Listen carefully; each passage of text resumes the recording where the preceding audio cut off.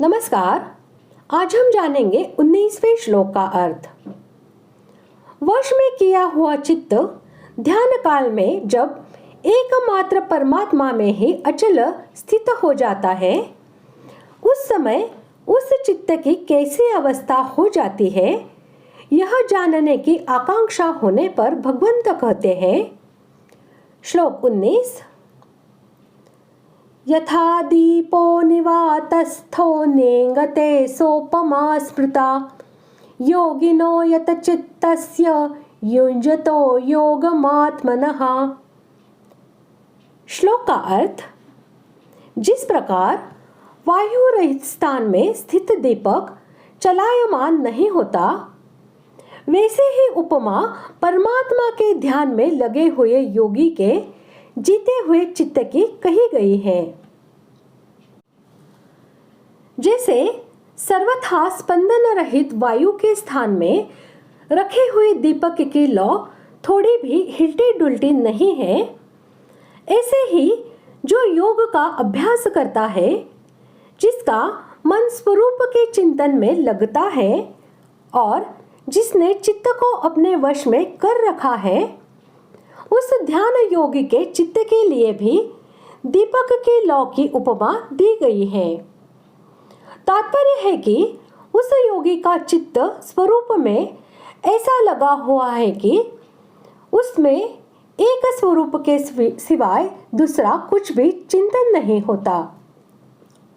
पूर्व श्लोक में जिस योगी के चित्त को विनियत कहा गया है, उस वशीभूत किए हुए चित्त वाले योगी के लिए यहाँ यत चित्तस्य पद आया है।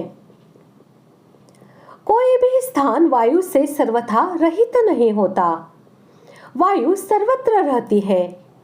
कहीं पर वायु स्पंदन रूप से रहती है और कहीं पर निस्पंदन रूप से रहती है।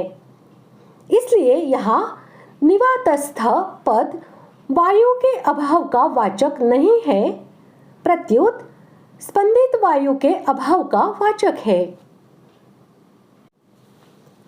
यहाँ दीप शब्द प्रकाशमान दीप शिखा का वाचक है। पर्वत आदि पदार्थ प्रकाशहीन है एवं स्वभाव से ही अचल है, इसलिए उनके साथ चित्त की समानता नहीं है। परंतु दीप शिखा चित्त की भांति प्रकाशमान और चंचल है, इसलिए उसी के साथ मन की समानता है। जैसे वायु न लगने से दीप शिखा हिलती डुलती नहीं, उसी प्रकार वश में किया हुआ चित्त भी ध्यान काल में सब प्रकार से सुरक्षित होकर हिलता डुलता नहीं। वह अविचल दीप शिखा के भांति समभाव से प्रकाशित रहता है।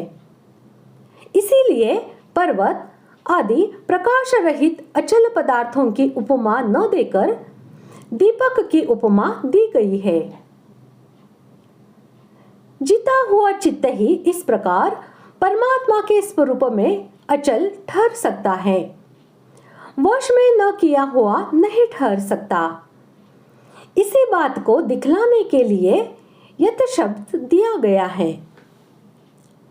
इस प्रकार आज हमने 19वें श्लोक का अर्थ जान लिया है।